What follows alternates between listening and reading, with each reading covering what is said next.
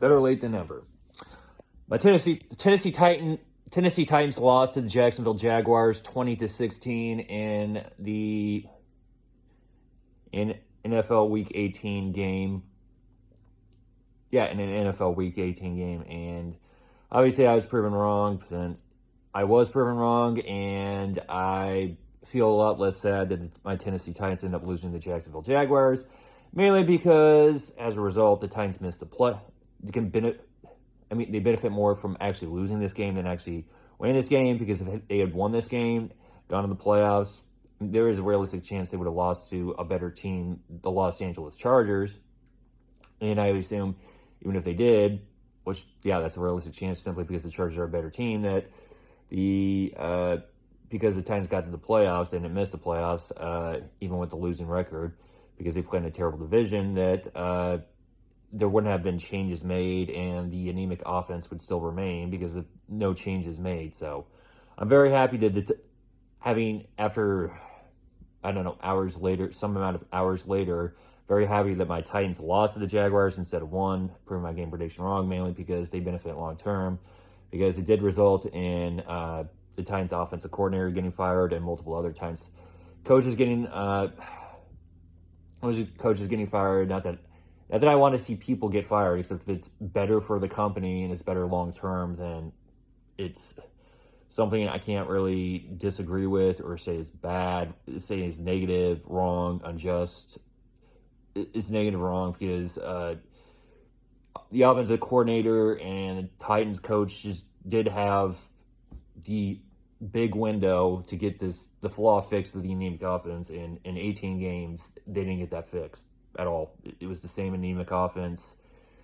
They didn't get it improved throughout the 18 game for the 18. I mean, correction, not the 18. For the 17 games that they played, the anemic offense didn't get fixed or improved, fixed.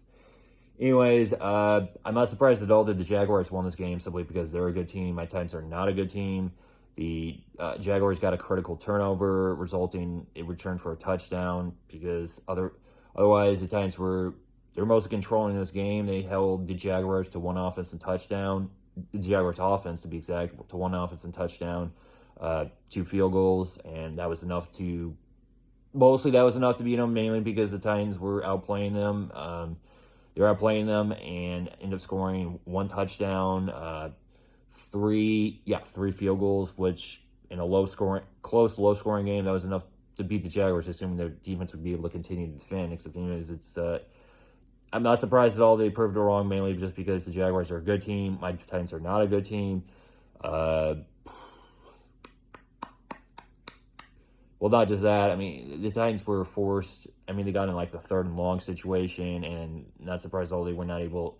And it was challenging to get a first down. The Titans were not able to get a first down or 4th down, even with a completed pass that was short of it, which was a valiant effort. Which it was the best was available, because the odds of Dobbs running for more than 15 to 20 yards to get a first down wasn't likely, given the area.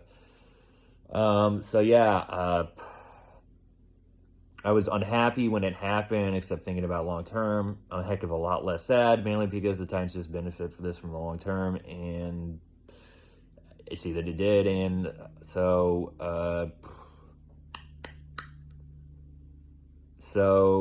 yeah.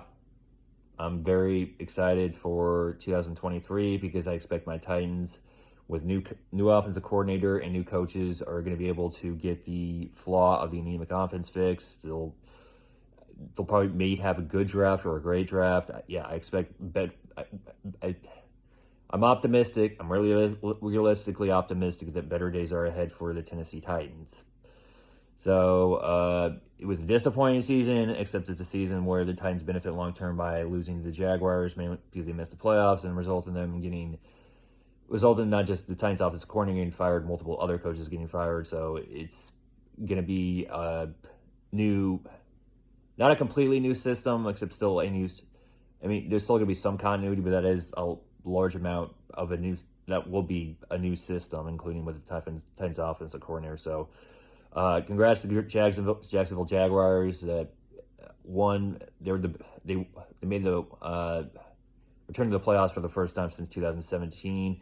Got in the playoffs with a winning record. They outplayed the Titans in a close game, mainly very in that fourth quarter when they had to the most, and end up outplaying the Chargers in a game because they ended up having a great comeback in the second half. I think it was like 20. Yeah, it was 27-0, and they ended up coming back to defeat the Chargers for the game-winning field goal that was made. So it's a great comeback win for the Jaguars because I think that was like the third largest comeback in NFL history as far as the amount of points.